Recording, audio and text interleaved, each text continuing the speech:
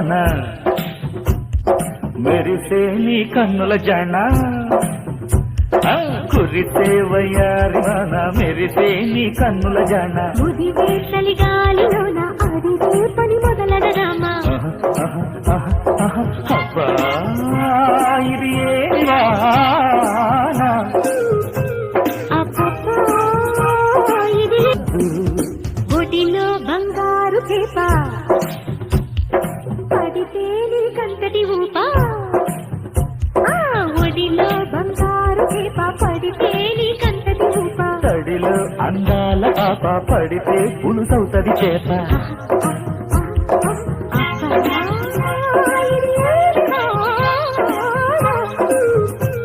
అబ్బబ్బా ఇది ఏ